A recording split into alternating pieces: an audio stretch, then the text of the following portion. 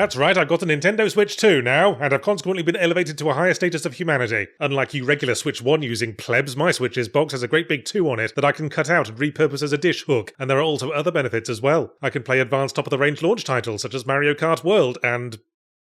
well, Rome wasn't burnt in a day. Incidentally, I briefly browsed the store to see if anything else could make a case for itself, and one of the first games I saw there was Hentai Girls. Now, I'm no prude. You don't want to know what my dick is currently in. Here's a hint, it's not underpants. Nor am I a fan of the kind of moral panicking twats who ran around flapping their wrists at GTA San Andreas back in the day for acknowledging that vaginas exist, but it seems a reasonable scenario that my kids might see Hentai Girls and want to know the deal with the cutesy cartoon ladies, and then I'll have to explain to them the concept of paisieri. And that's exactly the sort of thing I would expect twats to be making a fuss about. Maybe the twats are all busy these days, complaining about trans people in bathrooms and not going to military parades. But anyway, let's be real, the Switch 2 is just the Switch again but more powerful, and that's fine, that's all I fucking wanted. No fucking ARG, 3D camera, cup holder, fleshlight attachment, pointless tech innovations for innovation's sake. Just a digital store that can actually now load faster than a third-party video streaming site on the International Space Station, and controllers that you don't have to fiddle into little slidey rails like you're doing up the zip fastener of a really socially awkward robot. No, now they just eagerly clip right on and off. Yes sir, no sir, ready to go sir, anything we can suck for you while we've got your attention sir. So that's good. I do wish they could make it possible to figure out which way round the thing goes into the charging dock in less than 2 tries, but I guess you've got to leave some innovation for the Switch 3. And hell, USB ports still haven't figured that one out. But the proof of the pudding is in the eating, and optionally the custard. And the only thing that matters is games, or at time of writing, game. Yes, I played a fair bit of Mario Kart World last week, never having been particularly warm on Mario Kart. I've played it, obviously, but never understood why I was no good at it, until now, when I found a single screen of explanatory text. Wait, you get a speed boost from ramping and drifting? Why didn't my hyper-competitive asshole nephew ever tell me that? Or did I just answer my own question? So armed with that knowledge, I magically started having fun with Mario Kart, although I still had 2 lingering questions. Question 1,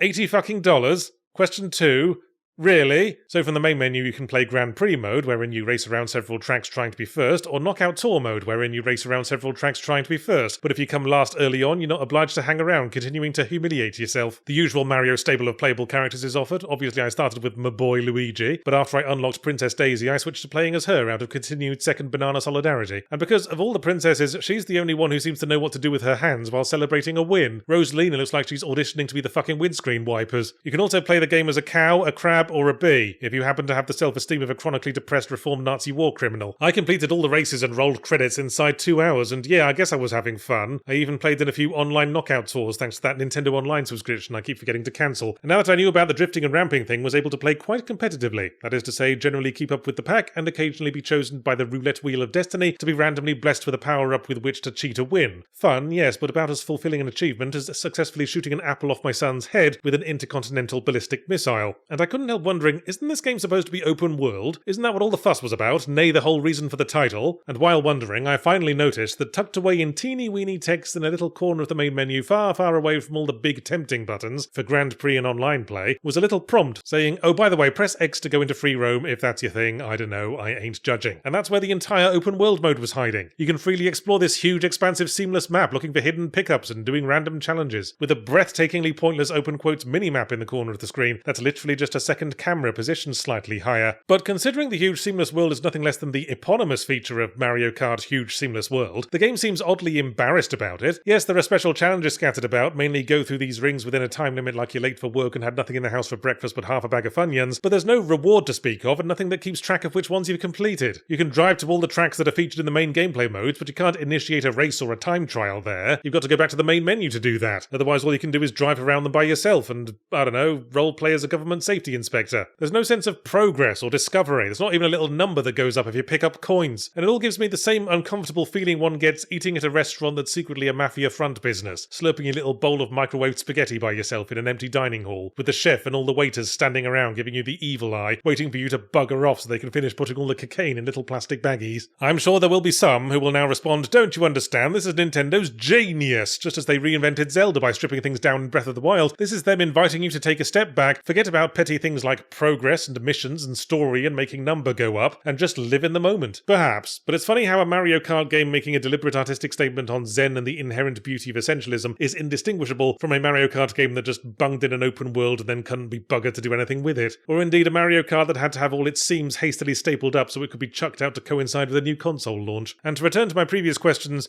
80 fucking bucks? Really? Not that there's any objective measure of video game value. I mean, it'll certainly keep the kids distracted, but for 80 bucks I'm going to expect to get at least 2 weeks in the British Virgin Islands.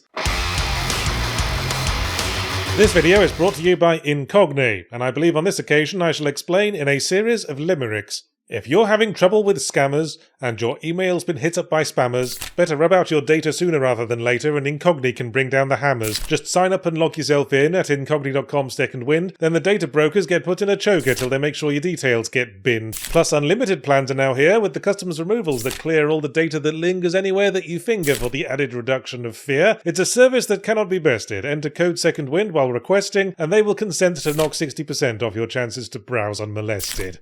Yes, go to incogni.com/secondwind and use code secondwind to get 60% off. I was bugging if I was going to find a way to rhyme that a second time.